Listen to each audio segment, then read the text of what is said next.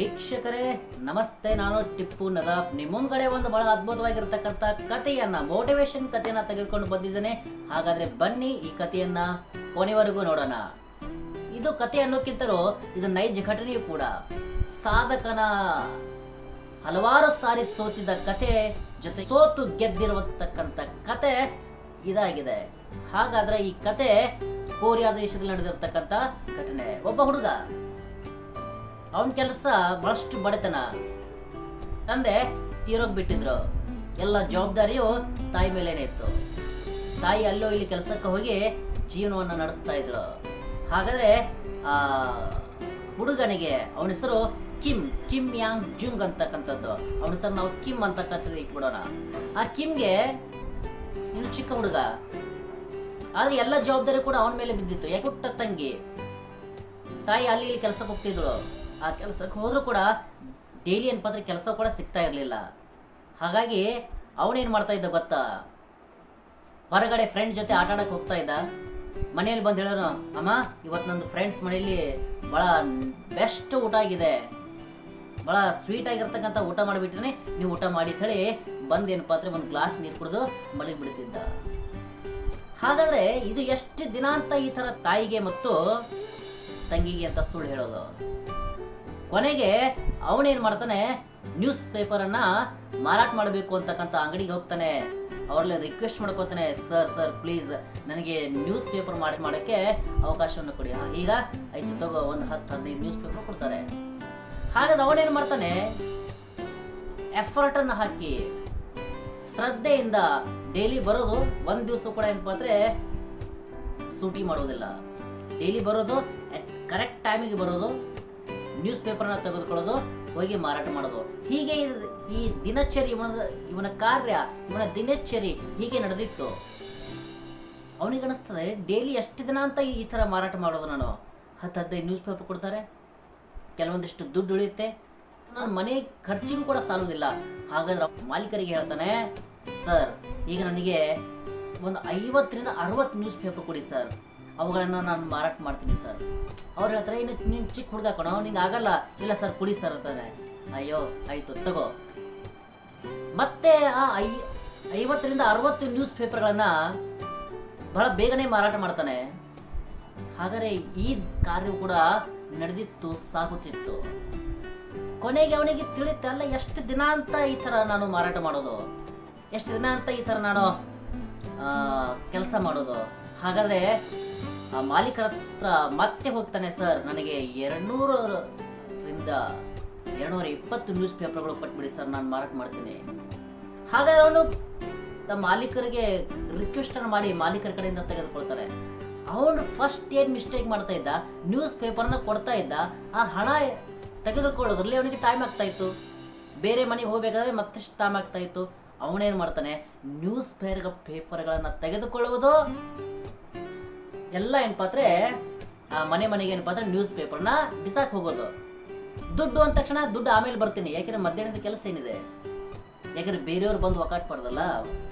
ಅವ್ರಿಗಿಂತ ಮುಂಚೆ ಇದೆ ಏನು ಮಾಡ್ದ, ನ್ಯೂಸ್ ಪೇಪರ್ನ ತೆಗೆದುಕೊಂಡ ಎಲ್ಲ ಏನಪ್ಪ ಅಂದರೆ ಮನೆಯಾಗ ಏನಪ್ಪ ಅಂದರೆ ಬಿಸಾಕೊಂತ ಒಕ್ಕಾಟ್ಕೊಂತ ಏನಪ್ಪ ಅಂದರೆ ಹೋಗ್ತಾನೆ. ಎಲ್ಲವೂ ಒಕ್ಕಾಟಿದ ನಂತರ ಊಟ ಮಾಡಿ ಮತ್ತೆ ವಾಪಸ್ ಏನಪ್ಪ ಅಂದರೆ ಆ ದುಡ್ಡನ್ನು ಕಲೆಕ್ಟ್ ಮಾಡಲಿಕ್ಕೆ ಬರ್ತಾನೆ. ಪ್ರತಿಯೊಂದರೂ ಕೂಡ ಏನಪ್ಪ ಅಂದರೆ ಟೆಕ್ನಿಕನ್ನು ಯೂಸ್ ಮಾಡ್ತಾನೆ. ಮತ್ತೆ ಹೋಗ್ತಾನೆ, ಸರ್ ಈ ಸಾರಿ ನನಗೆ ಎಲ್ಲ ನೀವು ಎಷ್ಟು ಬರ್ತಿದೆಯಲ್ಲ ಆ ನ್ಯೂಸ್ ಪೇಪರ್ಗಳೇನಪ್ಪ ಅಂದರೆ ನನಗೆ ಕೊಟ್ಬಿಡಿ, ನಾನು ಅವುಗಳನ್ನು ಮಾರಾಟ ಮಾಡ್ತೀನಿ. ಹಾಗಾದರೆ ಆ ಏರಿಯಾದಲ್ಲಿ ಎಷ್ಟು ಹುಡುಗರಿದ್ದಲ್ಲ ಅವ್ರು ಎಲ್ಲರನ್ನ ಕರೀತಾನೆ, ನೋಡಿ ನಮ್ಮಲ್ಲಿ ಕಚ್ಚಾಡೋದು ಬೇಡ, ನಿಮ್ಗೊಂದು ಕೆಲಸ ಮಾಡ್ಕೊಡ್ತೀನಿ, ನೀವು ಈ ಏರಿಯಾಕ್ಕೆ ಹೋಗಿ ಎಲ್ಲರಿಗೆ ಏನಪ್ಪ ಅಂದ್ರೆ ತಾವು ಅವ್ರವ್ರ ಏರಿಯಾಗಳನ್ನು ಒಪ್ಪಿಸ್ಕೊಡ್ತಾನೆ.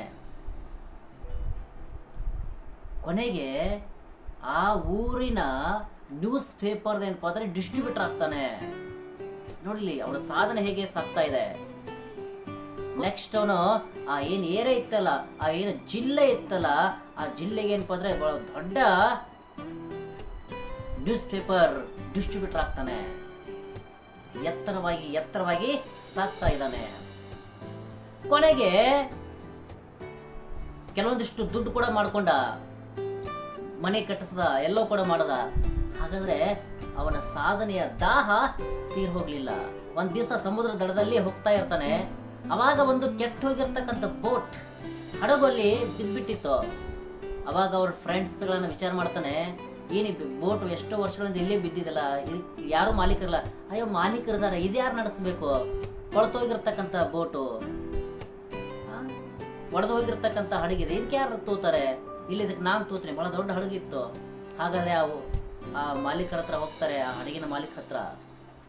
ಅವ್ರ ಕೇಳ್ತಾರೆ, ಎಷ್ಟು ನಿಮ್ಮ ಬೋಟ್ ಇದೆಯಲ್ಲ ಸಮುದ್ರ ದಡದಲ್ಲಿ ಬಿದ್ದಿಲ್ಲ, ಅದಕ್ಕೆ ಎಷ್ಟು ಅಮೌಂಟು? ಅಯ್ಯೋ ಅದಕ್ಕೆ ಯಾರು ತೋತಾರಪ್ಪ, ಇಲ್ಲಿ ನಾನು ತೋತೀನಿ ಅಂದ. ಹಾಗಾದ್ರೆ ಎಲ್ಲ ಜನ ಏನಪ್ಪ ಅವನ ಬಗ್ಗೆ ಗೇಲಿ ಮಾಡಕ್ಕೆ ಪ್ರಾರಂಭ ಮಾಡಿದ್ರು. ಒಂದು 4 ದುಡ್ಡು ಬಂದಿದೆ ಇಟ್ಕೊಳ್ಳೋದು ಬಿಟ್ಟು ಹೋಗಿ ಆ ಕೊಳತೋಗಿರ್ತಕ್ಕಂಥ ಆ ಒಡೆದೋಗಿರ್ತಕ್ಕಂಥ ಹಡಗನ್ನ ತೆಗೆದುಕೊಳ್ತಾನೆ. ಎಂಥ ಹುಚ್ಚು ಹುಡುಗ ಇದ್ದಿರಬೇಕು ಅಂತೇಳಿ ಎಲ್ಲರೂ ಕೂಡ ಗೇಲಿ ಮಾಡ್ಕೊತಾನೆ. ಹಾಗಾದ್ರೆ ಅವ್ರ ಫ್ರೆಂಡ್ಸ್ ಹೇಳ್ತಾನೆ, ಈ ಹಡಗೆ ತೆಗೆದುಕೊಂಡೆ ಅಂದ್ರೆ ನಾನು ಪೇಪರ್ ಮಾರಾಟಗಾರ, ಅಂದ್ರೆ ಬ್ಯಾಂಕ್ದವರು ₹1 ಕೂಡ ಸಾಲ ಕೊಡಲ್ಲ ನನಗೆ. ಅದೇ ನನ್ನದೊಂದು ಹಡಗಿದೆ, ಬಹಳ ದೊಡ್ಡ ಹಡಗಿದೆ. ಆ ಹಡಗೇನಪ್ಪ ಅಂದ್ರೆ ಕೆಟ್ಟೋಗಿದೆ, ಅದಕ್ಕೆ ರಿಪೇರ್ ಮಾಡಿಸ್ಬೇಕು ನಾನು ಅಂದ್ರೆ ಆ ಹಡಗಿನ ಮಾಲೀಕ ನಾನು ಒಂದು ವಿಸಿಟಿಂಗ್ ಕಾರ್ಡ್ ಅನ್ನ ಕೂಡ ಪ್ರಿಂಟ್ ಮಾಡಿಸ್ತಾನೆ. ಪ್ರಿಂಟ್ ಮಾಡಿಸಿ ಬ್ಯಾಂಕ್ ಅವ್ರ ಹತ್ರ ಹೋಗ್ತಾನೆ. ಬ್ಯಾಂಕಿನಿಂದ ಸಾಲವನ್ನ ಪಡಿತಾನೆ. ಸಾಲವನ್ನ ಪಡೆದ ನಂತರ ಅವನು ಹಿಂದಿ ತಿರುಗಿ ನೋಡುವುದೇ ಇಲ್ಲ. ಏನ್ ಮಾಡ್ತಾನೆ? ಒಂದು ಆರಂಭದಲ್ಲಿ ಒಂದು ಸ್ಮಾಲ್ ಆಗಿರ್ತಕ್ಕಂಥ ಕಂಪ್ನಿಯನ್ನ ಪ್ರಾರಂಭ ಮಾಡ್ತಾನೆ.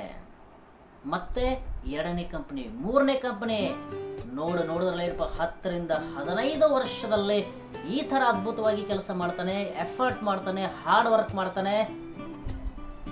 ವೀಕ್ಷಕರೇ, ಅವನು ಜಗತ್ತಿನ ಅತಿ ಶ್ರೀಮಂತ ವ್ಯಕ್ತಿಯಾಗಿ ಹೊರಹೊಮ್ತಾನೆ. ನೋಡಿ, ಸಾಧನೆ ಅಂದ್ರೆ ಈ ತರ ಇರುತ್ತೆ. ಯಾವ ರೀತಿಯಾಗಿ ಸಾಧನೆಯನ್ನ ಮಾಡ್ತಾನೆ ಅವನು, ಹಿಂದೆ ತಿರುಗಿ ನೋಡುವುದಿಲ್ಲ. ಹಾಗಾದ್ರೆ ನಾವು ಕೂಡ ಹಲವಾರು ಸಮಸ್ಯೆಗಳು ಇದ್ರೂ ಕೂಡ ಅವುಗಳನ್ನ ಬದಗೆ ಸರಿಸಿ ನಾವು ಸಾಧಿಸಬೇಕಾಗಿದೆ. ನಾವು ಶ್ರೀಮಂತ ವ್ಯಕ್ತಿ ಆಗ್ಬೇಕು ಅಂತ ಹೇಳಿ ಸಾಧನೆ ಮಾಡುವುದು ಬೇಡ.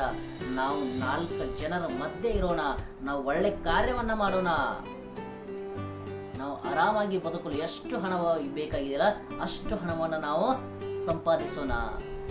ವೀಕ್ಷಕರೇ, ಈ ಕಥೆ ನಿಮಗೆ ಇಷ್ಟ ಆದರೆ ಲೈಕ್ ಮಾಡಿ, ಸಬ್ಸ್ಕ್ರೈಬ್ ಮಾಡಿ, ಜೊತೆಗೆ ಈ ಕಥೆಯನ್ನು ಮತ್ತೊಬ್ಬರಿಗೆ ಶೇರ್ ಮಾಡಿ. ಜೈ ಹಿಂದ್.